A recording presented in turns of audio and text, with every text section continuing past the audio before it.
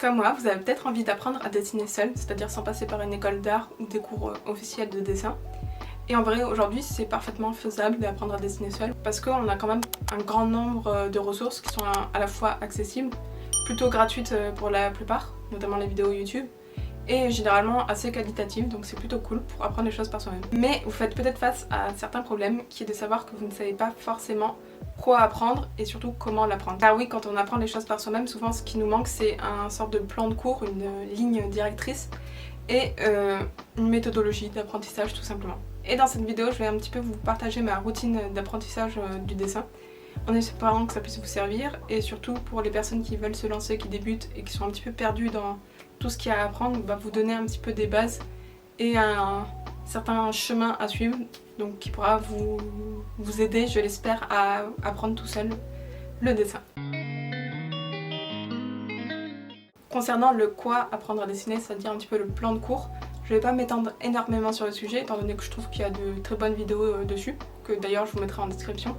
Mais je vais vous donner quand même certaines bases, étant donné que si vous partez de zéro, ça vous donnera au moins un chemin à suivre pour commencer. Donc pour moi, il y a 6 gros piliers à apprendre pour savoir dessiner. Et dans chacun de ces piliers, il y a différents niveaux, différents levels d'expérience, on va dire. Donc tout d'abord, le premier pilier qui est un petit peu le chapitre d'introduction pour apprendre à dessiner, c'est les formes et les volumes. On va pas se mentir, c'est un pilier qui est très chiant mais qui est aussi vital. Vous ne pourrez pas passer aux autres piliers si vous maîtrisez pas ça, donc c'est vraiment le premier truc à voir. Et oui, ça va être très pénible.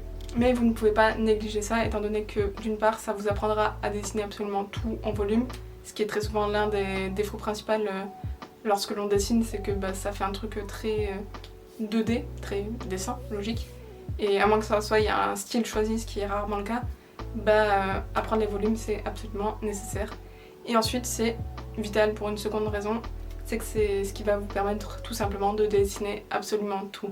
Étant donné que l'une des bases du dessin pour dessiner quelque chose, c'est de décomposer ce quelque chose en forme et en volume, plus simple, afin de vous simplifier le dessin. Donc vraiment, ça va être une étape très chiante de l'apprentissage, mais c'est un pilier nécessaire.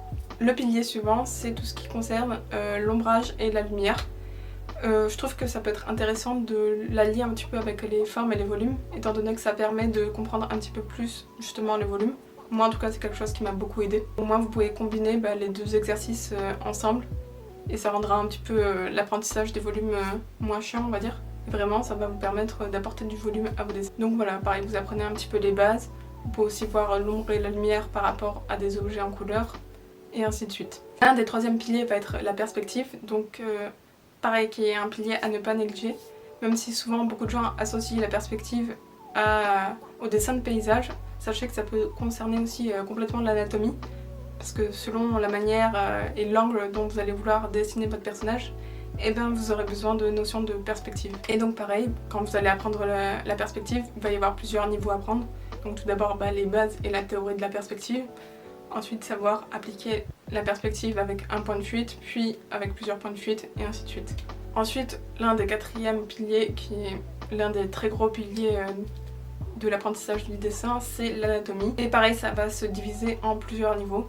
Tout d'abord, vous allez voir plus tout ce qui est posture et gesture, donc vraiment la dynamique et le mouvement du corps, avec un peu les proportions. Puis vous allez rentrer plus dans les détails, à apprendre un petit peu plus les muscles, d'abord de façon simplifiée, puis de plus en plus complexe. Donc vraiment, vous allez apprendre les choses par couche. Et pareil, il y a plusieurs, on va dire, chemins pour l'anatomie. Donc il y a déjà tout ce qui concerne le corps. Ensuite, je dirais qu'il y a tout ce qui concerne le visage. Donc vous allez d'abord apprendre à construire une tête, puis à apprendre à mettre les éléments du visage et apprendre à dessiner des éléments différents. Ensuite, vous allez rentrer plus en détail dans les expressions faciales et les muscles du visage. Et ensuite, un autre des chemins va être l'anatomie, mais cette fois-ci plus lié aux animaux. Donc vous allez apprendre d'abord l'anatomie des animaux réels.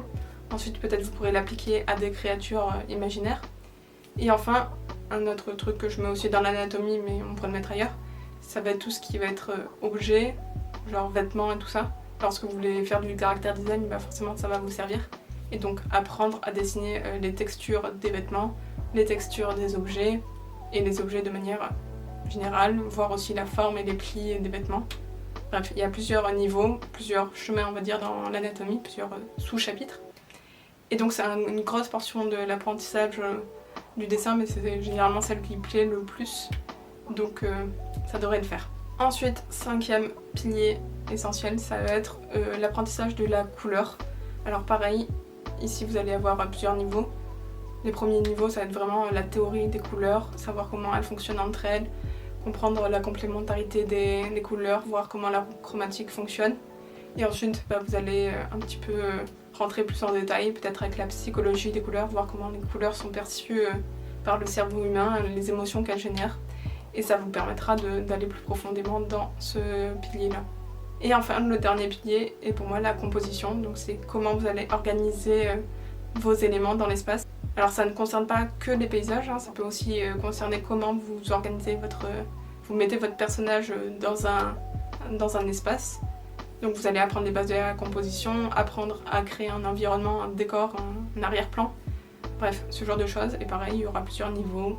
Voilà pour moi les 6 piliers fondamentaux du dessin, les choses que vous devez nécessairement apprendre pour dessiner. Pour ce qui est de l'ordre, alors bien sûr, le pilier des volumes et des formes va être le premier que vous allez devoir apprendre.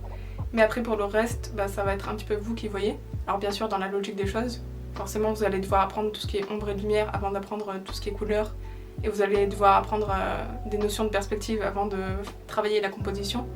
Mais après, ce que vous apprenez et l'ordre dans lequel vous apprenez, c'est un petit peu vous qui allez voir, étant donné que ça va dépendre de ce que vous voulez dessiner. Parce que c'est sûr que si vous voulez dessiner que des paysages, apprendre de l'anatomie ça va pas être votre priorité. Donc vous allez prendre un chemin un petit peu différent. Mais le truc important à se rappeler, c'est de ne pas apprendre un petit peu tout et n'importe quoi, de bien valider une première notion avant de partir dans tous les sens. Parce que sinon vous allez rien pouvoir vraiment retenir. Donc ça veut pas dire que vous devez par exemple maîtriser, arriver au dernier niveau de l'anatomie avant de passer à autre chose. Vous pouvez apprendre par exemple les bases de l'anatomie, puis les bases de l'ombre ou voilà, ce genre de choses. Mais pensez à bien valider, on va dire, un niveau avant de passer à autre chose. Sinon vous allez vous disperser et ne rien retenir. Donc voilà pour vraiment le plan de cours global de ce que vous devez apprendre. Et encore une fois, c'est un petit peu vous qui allez voir l'ordre, parce que vous allez apprendre les choses au moment où vous en avez besoin. Et maintenant, on passe à la routine.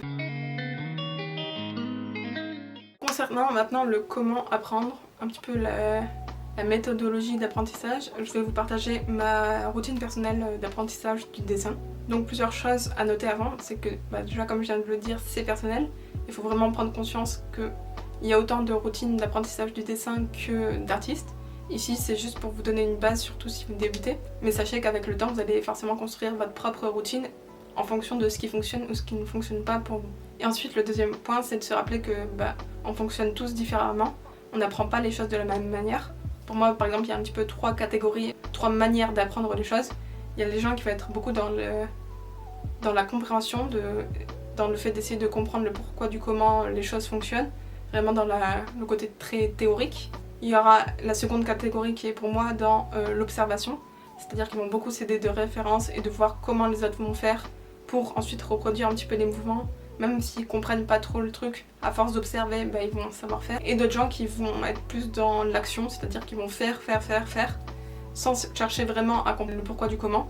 Ils vont juste voir par rapport à leur dessin ce qui va pas, et améliorer comme ça. Donc toutes les techniques sont valables, ça va dépendre vraiment de votre manière d'apprentissage, parce que certaines techniques vont être plus rapides pour vous que d'autres. Par exemple moi je suis personnellement dans la première catégorie, donc dans la catégorie qui aime bien comprendre le pourquoi du comment, donc j'ai construit ma routine en fonction de ça.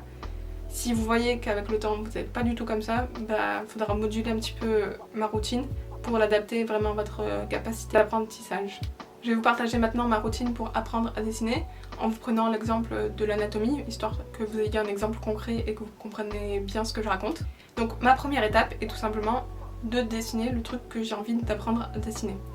Ça peut paraître un petit peu bête ce que vous dire, si je savais le dessiner, je n'aurais pas besoin de l'apprendre, mais en fait ça va vous permettre d'avoir un point de départ, de savoir d'où vous partez, histoire de voir un petit peu vos capacités générales. Ça va aussi avoir pour avantage de pouvoir comparer par la suite et de voir vos progrès, ce qui est très utile quand vous apprenez seul, parce qu'on a toujours une petite période de stagnation à un moment donné qu'il faut réussir à surmonter pour vraiment voir les progrès. Mais du coup, avoir ces dessins de comparaison, ça va vous permettre de regarder vos précédents dessins et de voir qu'effectivement il y a eu du progrès depuis le départ. Et ensuite ça va tout simplement vous donner une base à améliorer, puisque c'est toujours plus facile d'améliorer quelque chose qui est fait que de tenter de faire un truc parfait en partant de zéro. Donc ma deuxième étape va être de regarder ce dessin qui sera probablement très bancal et de tout simplement venir voir, observer, analyser les points qui ont besoin d'être améliorés. Donc c'est sûr que si vous débutez, il y aura beaucoup de choses qui ne vont pas, mais vous allez devoir vous concentrer sur c'est quoi le pire truc dans ce dessin, le truc qui fait que ce dessin ne va pas du tout, et essayer de trouver en gros l'élément qu'il faudrait améliorer en premier et qui changerait le plus votre dessin, qui améliorerait le plus votre dessin. Et donc si on reprend l'exemple de mon personnage que j'ai dessiné, très souvent les trucs qui vont sauter aux yeux, les pires trucs qui vont pas dans ces dessins quand on débute, ça va être peut-être que votre dessin va être trop figé, trop statique, il va manquer de mouvement, il va peut-être manquer de volume et peut-être les proportions ne seront pas bonnes. Donc même si tout le reste va pas, si vous allez dire oui mais mes mains vont pas, mes bras vont pas et tout ça, en fait ça va pas être les premiers trucs que vous allez améliorer. Vraiment le truc qui saute aux yeux, qui va pas, c'est sur ce premier point que vous devez vous concentrer. Donc ce sera rarement dans les petits détails, mais plus le truc général. Donc la troisième étape, une fois que vous savez quoi améliorer, c'est tout simplement pour moi une étape d'apprentissage de la théorie, des bases et des principes. Donc vraiment de comprendre le pourquoi du comment. Donc pour le dessin, pour l'anatomie par exemple, ça va être d'apprendre les bases de la posture, de la gesture. Je connais pas trop de mots en français pour ça, je sais même pas s'il y en a un. Mais voilà, d'apprendre la dynamique, les lignes d'action et les proportions basiques. Et donc voilà, ça va être vraiment le moment où je vais regarder des vidéos, je vais sortir des livres d'anatomie et tout ça, où je vais essayer de vraiment comprendre le pourquoi du comment par exemple les trucs bougent entre eux, comment, voilà, vraiment la théorie, les principes de base. Ensuite, ma quatrième étape va être, maintenant que je connais toute la théorie, d'aller observer cette théorie sur des références. Donc je vais prendre des références, que ce soit sur Pinterest ou d'autres sources, et je vais aller observer et redessiner par-dessus les choses que je viens d'apprendre en théorie, histoire de voir concrètement comment c'est appliqué en pratique. Donc là, ça sera un petit peu une étape d'observation, une étape de compréhension un petit peu plus poussée, étant donné que là, vous voyez vraiment concrètement comment les choses s'appliquent. Et donc, vous pouvez redessiner par-dessus vos références, histoire de bien voir, par exemple, la ligne d'action sur comment ça se passe sur un personnage, voir un petit peu les proportions, etc., etc. Ensuite vient la cinquième étape, qui est donc là la mise en pratique avec l'aide de références. C'est-à-dire que vous prenez un modèle, vous prenez une référence, et vous mettez en pratique, vous essayez vraiment de redessiner cette référence avec les choses que vous avez apprises. Donc là, vraiment, vous mettez en pratique toute la théorie, et vous apprenez à dessiner avec des références. Ensuite, l'étape suivante, ça va être de faire la même chose, mais en cachant la référence. C'est-à-dire que vous aurez une petite étape où vous pourrez observer la référence, où vous pourrez peut-être même refaire un petit peu toutes les lignes d'action, ou les principales proportions de votre dessin sur la référence, mais après vous cachez la référence et vous redessinez donc ce coup-ci sans référence. Ensuite, mon étape suivante va être, alors là vous pouvez vous réaider de la référence, mais ça va être de dessiner en modifiant un petit truc. Par exemple, si vous apprenez en ce moment la gesture et la posture, ça va être de peut-être modifier légèrement la position du bras. Si vous apprenez à dessiner un visage, peut-être par rapport au modèle, modifier une expression faciale, le faire sourire ou autre. Ça va vous aider à commencer, en ayant quand même une référence de base, à commencer à dessiner l'imagination petit à petit. Donc c'est vraiment un exercice à pas négliger qui peut vous aider à commencer à apprendre vraiment à dessiner de l'imagination, tout en ayant un sorte de petit filet de sécurité. Et ensuite, l'étape suivante va être de redessiner un petit peu le tout et de revenir à l'étape d'analyse et d'observation et de voir, une fois que vous maîtrisez bien tout ça, tout ce que vous avez appris, de voir maintenant quelle est l'étape suivante, quel est le prochain truc à améliorer. Donc là, généralement c'est en entonnoir, pour l'anatomie par exemple. Une fois que vous avez bien maîtrisé un petit peu toutes les proportions et tout ça, le corps de manière générale, vous allez peut-être vous focus plus sur un élément spécifique. Par exemple, vous allez voir, maintenant mes bras ils ressemblent à des spaghettis à chaque fois, c'est le prochain truc que j'ai envie d'améliorer. C'est ce qui a amélioré le plus mon dessin de manière générale. Donc là, vous allez refaire le cycle, vous allez réapprendre toute la théorie, par exemple sur les bras si on prend cet exemple-là, voir comment les muscles fonctionnent entre eux. Ensuite vous allez repasser à l'étape d'observation, par exemple en prenant une référence, essayer de repérer un petit peu tous les muscles que vous avez appris, de voir comment ils s'abriquent les uns avec les autres, peut-être prendre des références aussi d'artistes et de voir comment ils simplifient ces formes, de voir comment eux ça rend en dessin. Et ensuite, encore une fois, vous passez à l'étape de la pratique en vous aidant de références, puis à la pratique en cachant la référence, puis en modifiant un petit peu les choses par rapport à la référence. Et ensuite, vous revenez à l'ensemble, vous allez redessiner un corps humain, par exemple, mais ce coup-ci avec tout ce que vous avez appris sur les bras et tout ça.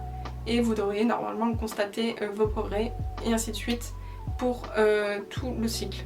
Et donc voilà ma petite routine, celle qui fonctionne pour moi pour le moment. Peut-être que je la modifierai avec le temps, et peut-être que vous allez devoir l'adapter aussi à votre manière de faire. N'hésitez pas à prendre les éléments qui vous parlent et qui vous fonctionnent pour vous, et adapter cette routine au mieux pour ce qui fonctionne pour vous. Je vais finir quand même cette vidéo en vous donnant plusieurs petits conseils pour maximiser cette routine. Tout d'abord, le premier, ça va être d'apprendre les choses lorsque ça vous est utile, lorsque vous en avez besoin. Si vous n'apprenez pas les choses au moment où vous en avez besoin, au moment où vous allez les utiliser, ça servira à rien, vous allez les oublier. Parce que le cerveau absorbe des tonnes d'informations toute la journée, mais en gros il fait le tri entre est-ce que ça m'est utile, est-ce qu'il utilise ces informations ou pas, et si c'est pas le cas, il va le mettre dans un placard et vous allez complètement oublier. Et ça va vous faire perdre un temps fou dans l'apprentissage, étant donné que vous allez apprendre un petit peu tout et n'importe quoi, mais vous allez oublier les trois quarts. Donc ça serait un petit peu dommage d'apprendre des choses qui ne vous servent pas. Et comment vous appliquez ce conseil en pratique? Et bien comme je vous l'ai dit dans ma routine, c'est au moment où vous observez un petit peu votre dessin et vous cherchez c'est quoi le point à travailler. Ça dit à votre cerveau, regarde là j'ai besoin de cette information là à ce moment là, elle va m'être utile parce que c'est sur ce truc là que je bloque. Et donc vous retiendrez beaucoup plus les choses que vous apprenez, et vous apprendrez beaucoup plus efficacement et vous progresserez beaucoup plus vite. Mon second conseil quand vous apprenez des choses et surtout quand vous utilisez des références, c'est d'utiliser d'une part des références du monde réel, donc des vraies photos de vraies personnes, histoire d'avoir des vraies proportions, des vrais mouvements, des choses réelles, parce que ça va vous permettre de ne pas avoir que des dessins d'artistes dans lesquels il y a peut-être des erreurs. Mais c'est aussi bien de s'appuyer sur des références d'artistes, étant donné que ça va vous permettre de voir comment eux, ils simplifient les choses que vous apprenez. Par exemple, si vous regardez un bras humain, ça va vous donner des vraies proportions. Ça va vous permettre de voir comment dans la réalité il fonctionne, il bouge et il gonfle selon la position. Mais voir du travail d'artiste sur les bras, ça va vous permettre de voir comment eux, ils simplifient chaque muscle, quelle forme ils utilisent, quel volume ils utilisent et comment ils font un petit peu chaque mouvement. Donc c'est intéressant d'avoir ces deux types de références, histoire de voir et à la fois la réalité et à la fois comment c'est simplifié par d'autres artistes. Et enfin mon troisième conseil, ça va être de garder du temps pour avoir des projets personnels et des trucs un petit peu fun à côté de votre apprentissage, sinon ça peut très vite vous écurer, ça peut être très vite vous faire un petit peu oublier pourquoi de base vous dessinez, parce que de base c'est pour créer vos projets fun, vos trucs personnels, et pas juste apprendre pour apprendre. Donc parfois on a tendance à être que dans l'apprentissage et d'attendre de tout maîtriser pour refaire des dessins personnels. Ne tombez pas dans ça, parce que ça serait dommage de vous écurer et d'oublier la raison qui vous a poussé à dessiner de base. Donc comment vous pouvez le faire concrètement? Par exemple, si on reprend l'exemple de l'apprentissage, de la posture et de la gesture, peut-être vous allez voir une position qui vous plaît bien. De temps en temps, vous pouvez prendre une des postures qui vous plaît et aller pousser le dessin, même si vous n'avez pas encore toutes les bases, toutes les notions. Même si ce ne sera pas un dessin parfait, parce que il vous manque peut-être de l'anatomie plus précise, vous ne savez pas très bien dessiner un visage ou très bien utiliser la couleur. Mais au moins ça vous donne une posture, ça vous donne un truc sur lequel travailler, qui à la fois vous fait travailler les choses que vous avez apprises et qui vous permet d'avoir quand même un aspect fun. Et de la même manière, lorsque vous utilisez des références, essayez d'utiliser des références qui vous parlent, qui sont un minimum amusantes entre guillemets pour vous. Ça vous permettra de vous investir un petit peu plus. Par exemple, justement dans tout ce qui est posture ou gesture, utilisez des postures qui vous parlent, pour lesquelles vous pourriez vous dire ah ouais, ça plus tard ça serait sympa à utiliser. Par exemple, si vous avez envie de dessiner des personnages dans des poses de combat, privilégiez surtout ça, parce que parfois dans les postures t'as les mannequins qui font toutes sortes de postures, histoire que tu voyes toutes les possibilités. Mais c'est vrai quand vous dessinez une posture où vous dites mais il n'y a aucun moment où je compte utiliser cette posture trop bizarre, bah c'est vrai que votre cerveau il va pas vraiment retenir la chose, ce qui veut dire bon bah du coup si ça t'est pas utile, je l'oublie. Donc c'est pour ça que dessiner des trucs en vous projetant un petit peu dans ce que vous voulez dessiner au final, bah ça va vous aider. Et voilà, vous pouvez tout simplement utiliser des références que vous aimez bien. Par exemple, je sais pas moi ce qui m'a aidé là quand je suis un peu en train de bosser les mains, bah un truc qui m'a aidé c'est que j'aime bien le manga Jujutsu Kaisen. Et bah il y a pas mal de gestes de main par rapport au sort des personnages. Et donc c'est un petit peu plus motivant quand tu dessines des mains mais que tu es en train de dessiner un petit peu les mains d'un personnage que tu aimes bien, bah c'est toujours plus fun que juste prendre des références qui te parlent pas plus que ça. Donc voilà, c'est un petit aspect pour garder du plaisir dans votre dessin, même au moment où vous êtes en train d'apprendre. Voilà pour cette vidéo, j'espère que ça vous aura donné un petit peu plus de pistes sur comment apprendre les choses par vous-même et un peu la manière et le quoi apprendre. Et n'hésitez pas à vous-même partager votre propre routine, parce que je pense qu'on a chacun notre petite routine d'apprentissage. Et donc ça peut être bien de partager un petit peu ça pour que chacun puisse piocher dans ce qui lui parle le mieux. Et voilà, j'espère que cette vidéo vous a plu. Comme d'habitude, n'hésitez pas à laisser un like, un commentaire et à vous abonner. Ça fait toujours plaisir et ça m'encourage, étant donné que je débute dans cette chaîne YouTube. Et surtout, bah, je vous dis à bientôt et bon dessin, bonne création.